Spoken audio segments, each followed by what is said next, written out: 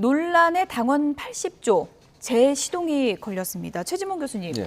불이 꺼진 줄 알았는데 어제는요? 이거 다시 왜냐면, 살리는 건가요? 그 예. 두 가지를 함께 올렸다가 그게 부결이 됐어요. 47점 몇 %로 부결이 됐는데 두 가지 안건이 뭐냐면 하나는 그러니까 최고 의결 결정 구조를 뭘로 할 거냐 하는 부분, 전당원 투표로 할 거냐, 권리당원 투표로 할 거냐 아니면 대의원 의회로 할 거냐, 그걸 이제 바꾸는 거였거든요. 그거하고 80조는 지난번에 논란이 한번 됐었잖아요. 비대위에서 원래는 80조를 없애려고 하다가 그게 논란이 돼가지고 그러면 이제 그게 정치적인 거냐 아니냐를 결정하는 단위를 중앙인가 중앙상임인가 그걸로 예. 바꾸기로 했었어요. 그래서 그게 이제 두 가지 함께 올라가다 보니까 이게 부결이 됐다고 보는 거예요. 그러니까 이걸 띄어내겠다는 거죠.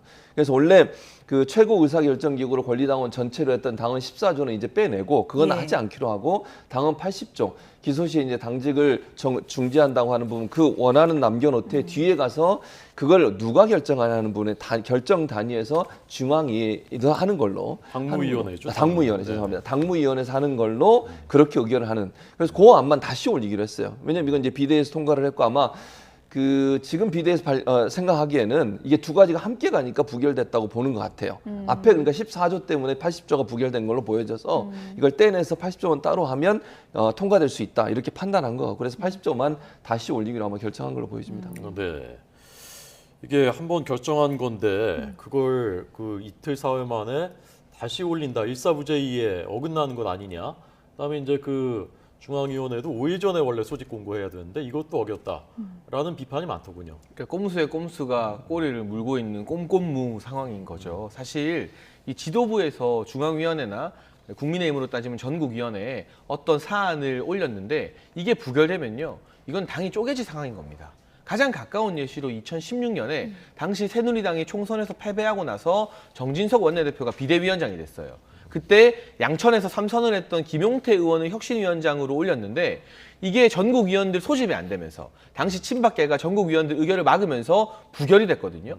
그 계기가 되어서 계속 국민의힘 그 당시 새누리당이 친박 비박 내용 격화되고 결국 바른정당 분당 사태까지 이어졌던 거예요. 네. 그러니까 이게 최근에도 전례를 찾아볼 수가 없고 6년이나 전에 아주 심각한 정치적 사건을 야기시켰던 게 바로 이 중앙이나 전국이 부결이라는 막중한 사안입니다. 그런데 민주당은 중앙위에서 부결이 됐으면 정말 매운맛 제대로 본 것이기 때문에 반성하고 우리가 왜 이렇게 무리한 당원 개정을 추진했을까 지금 그렇게 숙고하고 성찰해도 모자랄 판에 이게 마치 아무렇지 않은 이슈인 것처럼 그냥 뭉개고 넘어가면 되는 것처럼 하루 만에 이걸 또 올리기로 예. 비대위에서 결정을 내렸잖아요. 그러니까 정치의 기본적인 도의나 관행 이 소위 말하는 상도를 어겨도 너무 어기고 있는 게 아니냐. 당내 다른 의원들도 반발하고 있는데요. 이런 식으로 꼼수로 당원을 개정해봤자 이게 이재명 의원에게 도움이 될까요? 오히려 이 논란이 지속되는 게 이재명 의원에 대한 정치적 자산을 계속 갉아먹는 역효과를 일으키고 있는 예. 것 같습니다. 최 교수님 좀 네. 궁금한 게 어쨌든 전당대회 코앞이잖아요. 그래서 사실은 전당대회 쪽으로 국민의 관심을 집중시켜야 하는 이런 중요한 시기에 당원 개정 문제를 계속 불거지게 하는 게 전략적으로 맞는가 이런 시각도 있거든요. 근데 이거 왜냐면 지금 현재 그 이 당무위원회가 결정하는 사안은 예전부터 사실 논의가 돼 왔었어요. 근데 이슈가 안 되다가 이게 이제 개혁의 딸들이라고 하는 분들이 그 청원을 올렸잖아요. 그러면서 이슈가 돼가지고 커진 거거든요. 왜냐면 예전부터 기소가 되면 당무를 정지시킨다 하는 부분들에 대한 논란이 많이 있었고 그것이 사실은 검찰이 기소권을 갖고 있고 검찰이 유일하게 기소권을 갖고 있는 그 권한을 이용해서 정당에 개입하려고 작정을 하면 마음을 먹으면 예. 충분히 가능한 일이잖아요. 그래서 논란이 있어서 이걸 바꾸려는 시도를 계속 하고 있었는데 이게 이제 이슈화 되면서 논란이 됐던 것이고 그렇기 때문에 이제 민주당 입장에서는 이게 하루아침에 이번에 갑자기 생긴 게 아니고 예전부터 논의돼 왔었고 처리하려고 했었는데 이게 이슈화 되면서 이제 비판의 요소가 있어서 원래는 없애려고 했던 걸 없앨 수는 없었고 결국 당무위가 왜냐면 정치적 판단을 하는 게 물론 윤리심판원도 할 수는 있습니다. 그러나 윤리심판원보다는 이게 정치적이냐 아니냐는 판단은 당무위가 더 잘할 수 있다고 판단한 거고 당무위는 인원이 한 60명 정도 돼요 대체적으로. 근데 윤리심판원은 뭐 10명 안팎이잖아요. 그러니까 더 많은 사람들이 의견을 모아서 하는 것이 더 적절하다고 판단했고 그래서 아마 이제 추진하는 것 같아요. 그러니까 말씀하신 것처럼 이게 전당대회를 앞두고서 이걸 하느냐라고 말씀하실 수도 있지만 이건 이제 민주당 입장에서는 이게 지금 생긴 게 아니고 오래전부터 논의돼 왔던 것이고 시점적으로 이게 지금 이제 이슈화 되다 보니까 논란이 되고 있지만 이게 이번 전당대회를 앞두고서 갑자기 시도한 건 아니다 이렇게 얘기를 하고 있는 거죠. 네. 오늘 온라인 투표 이제 시작됐고 3시쯤 결과 발표한다는데 예. 되게 제 일결 가능성이 높습니까? 저는 개인적으로는 통과될 가능성이 높다고 봐요. 그러니까 왜냐하면 아까 말씀드린 것처럼 이제 앞에 그 최고 의사 결정기구를 뭘로 할 거냐 문제 때문에 좀 반발이 있었던 것 같아요. 그래서 그 부분이 이제 떨어져 나가고 이건 단독으로 하기 때문에 아무래도 이 부분은 어느 정도 컨센서스가 이루어졌다 당내. 그래서 아마 통과될 가능성이 높지 않을까 그렇게 전망하고 있습니다. 통과 가능성이 높다고 보시나요? 그러니까 저는 그렇죠? 예. 부결 가능성을 조금 점쳐보고 있고요. 아. 부결이 되어야 민주당이 그래도 상식적인 정당으로 국민들께 기억되지 않을까 하는 생각을 합니다. 지금 현재 중앙위원들은 과거 친문계라고 자처했던 국회의원과 당협위원장들이 추천해서 임명된 분들이 많아요. 그런데 이번에 당원이 개정되고 당대표가 이재명 의원이 되면 문재인의 민주당이 이재명의 민주당으로 완전히 탈색되는 것입니다. 제가 문재인 전 대통령에 대해서도 비판을 많이 합니다만 적어도 정치권에서 문 전 대통령의 개인 도덕성을 가지고 비판하는 목소리는 많지 않아요. 그런데 이 당원 개정 이슈 같은 경우는 이재명 의원의 도덕성과 직결되는 걸 스스로 막아주는 방탄 이슈거든요.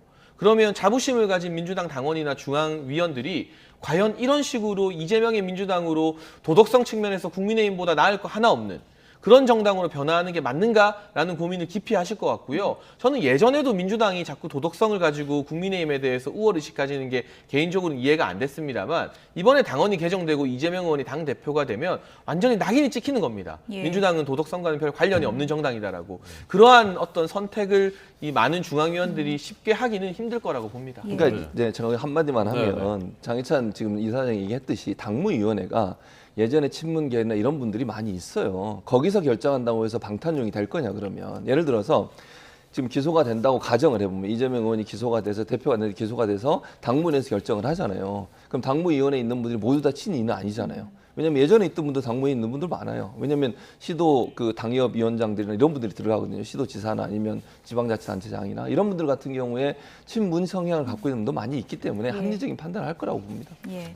지금 말씀하신 건 중앙위원회고요. 네. 그 당무위원회는 이제 대표 입김이 강하게 작용할 수 있다 이제 그런 거죠. 왜냐하면 근데 그것도 네. 사무총장이 그걸 주관하게 되는데 사무총장을 누가 임명합니까? 당 대표가 임명합니다. 보통 당 대표의 최측근이 사무총장이 되죠. 그렇기 때문에 현재도 구제받을 방법이 없진 않아요. 민주당 내부 윤리심판원에서 특별한 사유를 인정하면 기소가 되어도 당직 정지 안 하면 됩니다. 그런데 윤리심판원 같은 경우는 보통 외부 인사들이 많이 추측이 되거든요. 그렇기 때문에 윤리심판원이 부담스럽다는 거예요. 무조건 기소됐다고 당직 정지되는 게 아니에요, 지금도. 그런데 그 윤리심판원도 못 믿겠어서 이 당대표 측근이 임명하는 사무총장의 당무위원회로 권한을 넘기겠다는 거 국민들이 얼마나 고개를 끄덕일 수 그러니까 있을까요? 그 부분에 대해서 의견이 다르다는 말씀을 드리는 거예요. 그러니까 지금 예. 장혜찬 이사장 그렇게 얘기하지만 국민들이 볼 때 그럼 윤리심판원이 판단을 윤리심판원은 공정하게 판단하고 당무위원회는 그렇게 안 할 거라고 생각하는 기본적인 전제가 있는 거잖아요, 지금. 근데 당무위원회가 과연 그러면 이재명 의원이 원하는 대로 이재명 대표가 되면 마음대로 할 거냐?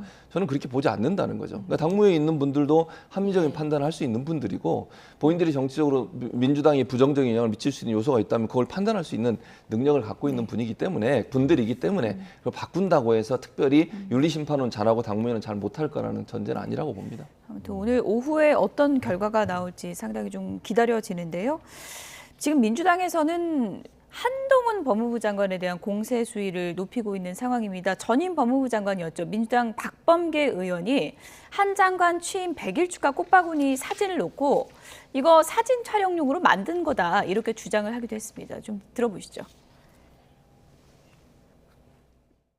저도 꽃바구니 뭐 화환 엄청나게 받았는데 그게 어디로 배달되냐면 화환 같은 경우는 저기 법무부 청사가 아니고 그 민원실이 있는 데입니다.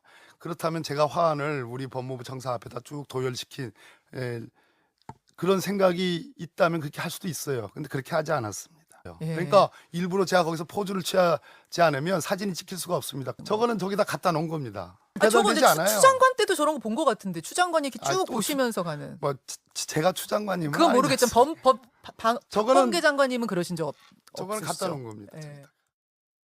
아, 갖다 놓은 겁니까? 제가 취재해 보니까요. 화환을 보내는 분들이 예. 법무부 청사 앞 계단에 배송해 달라고 대부분 그렇게 의견을 냈다고 합니다. 그런 그러면 겁니다. 예. 배송업체에서는 당연히 꽃바구니 보내는 분들의 의견을 따를 수밖에 없는 거잖아요. 예. 이걸 법무부 직원이 일일이 민원실 복도에 두세요, 계단에 두세요 하진 예. 않죠, 상식적으로. 배달을 박범계- 글로 보낸 거다. 그렇죠. 예. 그러니까 박범계 장관이 이 한동훈 장관의 치솟는 인기에 예. 많은 위기의식을 느끼고 있는 것 같은데요. 제가 이 박 전 장관 SNS 이런 거 계속 봐왔었거든요. 예. 본인이 이 집무실에서 업무하는 것도 서류 수북히 쌓아놓고 수행원이나 비서한테 시켜서 사진 찍어서 SNS에 올리는 분이에요. 그거 되게 남사스러운 일이잖아요. 근데 그런 것까지 일일이 SNS에 올리시는 분이 지금 본인 주장처럼 화합 많이 받았다면 그거 사진 찍어서 안 올렸을까요? 예. 나도 많이 받았는데 안 했다가 아니라 예. 받으신 적 없으니까 좀 여러모로 부러우신 것 같습니다. 한 장관이 포즈를 취한 건 맞습니까? 아니 출근길에 꽃바구니가 놓여 있으면 이게 뭐지 하고 들여다보는 게 어떻게 포즈입니까? 예.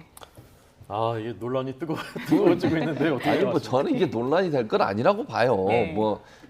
장 이사장이 열심히 설명을 했는데 못 찍으면 어떻고 그거 갖다 놓으면 어떻습니까? 그게 뭐 네. 큰 문제라고 보지 않습니다. 저는 예를 들어서 뭐 전시를 해놨다. 뭐 그것도 뭐가 문제입니까? 그 문제라고 보지 않고요. 뭐 한동훈 장관이 사진 찍으려고 일부러 포즈를 취할 수도 있고 아닐 수도 있는데 그거 가지고 큰 문제라고 저는 보지 않아요. 저 법무부에서 필요해서 저걸 전시해 놓고 또 한동훈 장관이 가면서 일부러 사진 찍을 수도 있죠. 뭐 홍보용으로 할 수도 있다고 보고 그게 중요한 문제는 아니라고 봐요, 저는. 예. 뭐 지지자들이 보낼 수도 있는 거니까. 다만 저는 이제 한동훈 장관한테 조언을 드리자면 저기에 너무 취하면 안 된다는 말씀을 꼭 드리고 싶어요. 누구든 마찬가지예요. 팬심을 갖고 있는 사람이 지지하는 사람들은 당연히 보내죠. 그럼 뭐 받을 수 있고. 근데 그걸 너무 취해가지고 온 국민이 나를 좋아하는구나 이렇게 생각하시면 안 돼요. 그러니까 싫어하는 분도 계시고 비판적 입장으로 보시는 분도 많이 있다는 걸 아셔야 겸손해지거든요. 근데 최근에 이제 물론 한동훈 장관이 국회에 나와서 발언한 내용들 보면 너무 그냥 그 싸우려고 하는 모습 보이는 건 별로 안 좋아요. 국민들이 이렇게 좋게 보지 않거든요. 누구를 싸워가지고 이기는 게 중요한 게 아니고 그건 방송 평론가들이 하는 일이고. 그래서 저는 저 화환을 보고 더 겸손하게 국민들의 마음을 잘 받아서 하겠다는 마음을 가져야 되고 장관이니까 어느 한쪽의 편을 들면 안 돼요. 일국의 장관이라 본인이 말씀하셨잖아요. 그러면 국민 모두를 위해서 일하는 사람이 돼야 되기 때문에 본인을 싫어하고 비판하는 사람의 목소리도 들으려는 생각을 갖는 게 필요하다고 봅니다. 네. 야당 의원들이 지금 일부 의원들이 한동훈 장관 탄핵 추진하겠다. 어떻게 생각하십니까? 아마 이제 탄핵이 당장 되기는 좀 어려울 거라고 저는 생각을 해요. 근데 이제 그 야당 입장에서는 어쨌든 한동훈 장관이 이제 국회를 무시하는 듯한 행동을 하는 것에 대해서 뭔가 얘기는 해야 되는 상황이잖아요. 경고 메시지라고 저는 봅니다. 한동훈 장관이 이걸 경고로 들을지 안 들을지 모르겠지만 야당 입장에서는 사실 이제 국회에서 저는 이제 몇 가지 한동훈 장관의 그 답변 태도에 대해서 물론 국회의원들이 질문하는데 뭐 너무 강하게 얘기하느냐 이것도 질문할 수 있어요. 근데 국무위원은 국회의원이 어떤 질문하는 그 질문에 성실하게 답변할 의무가 있습니다. 그런 거잖아요. 입법부는 국민을 대신해서 국무위원한테 질문을 하고 세금으로 운영되는 여러 가지 일을 집행하는 국무위원은 거기서 성실하게 답변할 이유가 있어요. 심플한 질문이니까 답변 안 하겠습니다. 답변 태도도 마찬가지고요. 그러니까 아무리 본인이 마음에 안 들어도 싸우려고 하지 말고 성심성의껏 답변하는 게 필요하다. 그런 점에서 아마 야당 입장에서는 한동훈 장관이 너무 이렇게 국회를 무시하는 태도를 보이는 것에 대해서 경고성으로 던지는 메시지라고 보고요. 당장 탄핵을 추진하거나 그럴 가능성은 낮다고 봅니다.